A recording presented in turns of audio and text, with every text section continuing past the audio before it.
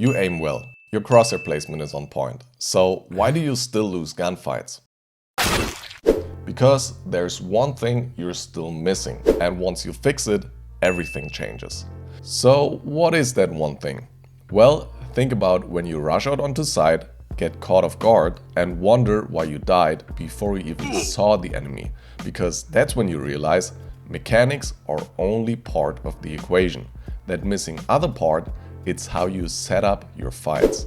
And so today I'll show you 3 crucial steps that will transform your gunfights forever, including a game changer I learned from a pro who sets up his fights like this. Remaining. One bullet.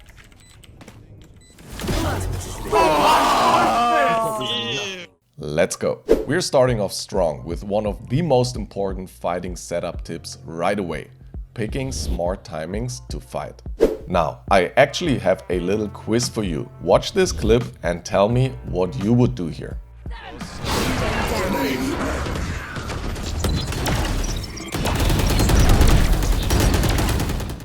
There's a lot going on. We're pushing side, there's smokes, there's flashes, there's spamming through the smoke. But I actually think this is a great timing to fight, because the more this guy spams the smoke, the more I know I can punish him when he stops and needs to reload. So I step into the smoke, and when I hear him reloading, it's go time. I pick up the free kill, and then I decide to commit to the fair fight against the guy trying to trade him. Because we said we got fair fights down, right? Okay, that's one specific example of a timing, but how do we find good timings in general? It's actually pretty simple. A good timing is when you are fully ready and prepared for the fight, but the enemy is not. You can quickly analyze the situation by putting yourself in their shoes and then make your move. The enemy is shooting at your teammate, trade instantly. They are running forward, chasing space, that's your moment to strike. They think you're scared and cornered, surprise them with confidence. And if you can hold a cheeky off angle, then set the trap and collect your free kill. Sometimes it's little realizations like these that can completely change you as a player. And you know what? That's exactly what we realized too when we built Insight, our own free tool over at the guide. Because it actually analyzes your gameplay and shows you in one glance what you're missing.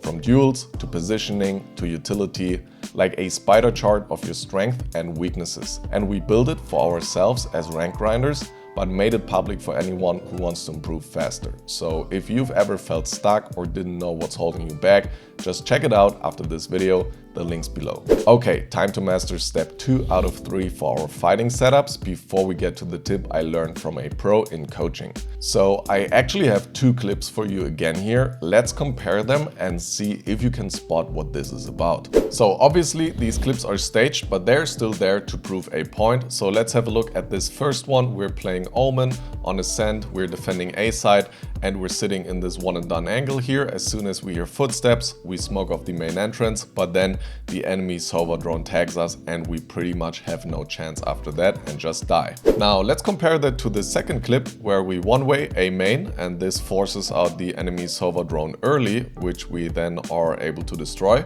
We fall back onto site. We use our second smoke in order to smoke off the main entrance as per usual. Then we're ready for the next piece of util, the dart, and then we flash on timing and we get the kill on Sova. Okay, that was probably pretty obvious. Of course, how we used our utility here was the difference. And to be clear, when I'm talking about utility, I don't want you to attempt playing VCT style setups in your ranked matches where you coordinate 10 pieces of utility, all with perfect timing or some shit like that. No, I want you to worry about 2 things only: your own utility and the most important pieces of the enemy utility. And what you need to be doing is avoid getting caught by theirs, but catching them with yours. And this will heavily shift duels in your favor. Let's talk some practical examples. Let's say you're playing against a Phoenix, a Reyna, something like this, agents that have flashes and blinds which they can use in order to contest space easily. Against these agents, it doesn't really make sense to go out wide in the open here, where you're just going to get caught by the flash and then you need to dash out, lose your ability, or even worse, you simply die if you don't have this get out of jail for free card. So instead, what you want to be doing is make sure you play in positions where you can dodge these abilities, not get caught, and then fight on your own terms. So in a spot like this, for example, instead of going wide right away, you want to stay behind cover, wait for the flash, and then go out, go for a pick, and go back. Easy.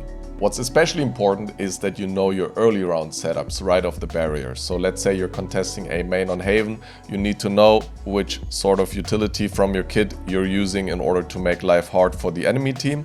And then you also need to have a look at their team and see, for example, they have a Sova, okay, this dart is most likely coming in. They have a breach, okay, I'm going to get stunned on this line here. And you need to decide how you want to play around that so that your utility has impact on them, but their utility is hopefully not having impact on you, and you can win those duels easily because they're in your favor.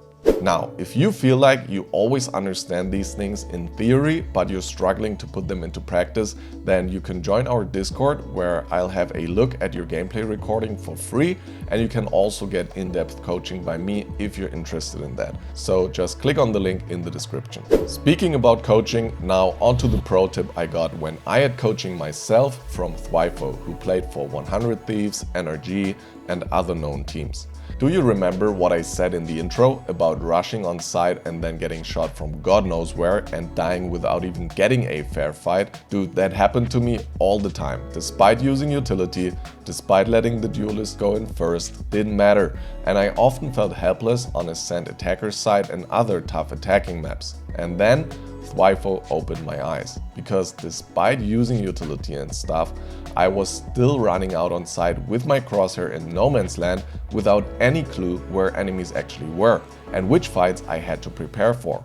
Okay guys, so now listen closely, because this is actually going to allow you to finally get fair fights when you're executing on site, and therefore it's going to boost your win rate a lot. So when we're executing on site, there's two options, right? We can either be the entry, so the dive duelist, or we can be the support, initiator, controller, or a sentinel that goes on site with the team. Let's start with the entry. So let's say you're playing Jet here on Ascent and you want to execute on site. What you don't want to do is that you simply rush in here, you activate your dash, and then you dash on site and you're sitting in your smoke and you have no info whatsoever. Someone can be close here, someone can be close there, someone can be backside, someone can peek you on a timing from Gen.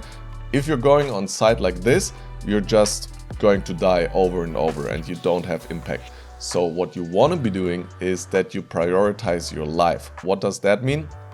Well, it means you need to get on site with some sort of info, which space is clear and where potential enemies are.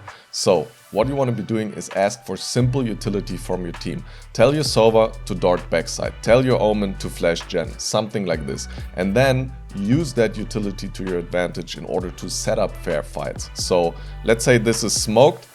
You go into the smoke, you pop your dash, you wait for the Sova dart to pop, it scans nobody backside, then you activate your dash, as I said. Didn't do that correctly, so you activate the dash, you go in, you check left at the same time, you can check both if you're that quick, and now you sit in your smoke, you know that nobody is backside, and maybe you check left and someone was there. So you're in your smoke, you can go here, wait for the smoke to fade, then peek this guy and fight him, and you're safe from everywhere else. Nobody can kill you because backside was clear as well. And then you can either check this corner as well and see if someone's there, or you can then scale backside and clear hell. And all of a sudden you will be alive a lot more, and you will be able to actually get kills because you know where enemies are and you can fight them on fair terms. So for my support guys out there, same concept but a little bit different. You know what I always used to do as a Sova main on Ascent, for example? I used to chuck my dart somewhere backside, my duelist would dash in, and I would be basically hugging them, and I was like, okay, trade. I came out of the smoke. Same thing, no info whatsoever. Guy can be close left, guy can peek from backside, guy can be close right. You have no idea where to look at, and you're simply going to get mowed down time and time again. So what do you want to be doing? You want to use your utility, of course, so you chuck your dart, then you let your duelist dash in, and you're going to sit in the smoke and you're going to bait them for a couple of seconds, because your duelist's job is to distract the enemy and allow you to check the minimap and see where someone is. If your duelist was doing their job, they checked like close left or close right when dashing in, something like this. So let's say this dart right here is scanning. You look at your minimap, you're staring at it, nothing's backside. Your duelist checks close left and they spot an enemy here. You come out of the smoke like this, bang, they are dead, or at least traded if they got a kill before that. Same concept, you chuck your dart here, your duelist checks close left, nothing, but this guy gets scanned and you waited for the scan, you come out, bam, he's dead. So what you need to be doing is wait a couple of seconds until you have actual info and you can prepare your crosshair placement when you're going on site, and you can peek out of the smoke in a way that allows you to have the best crosshair placement for the most likely enemy positions. So now you know the perfect fighting setups. If you want to combine that with making it as hard as possible for the enemy to one-tap you, then I would recommend you to check out the video linked on screen right now, because that's where I explain 5 tips on that. See you there.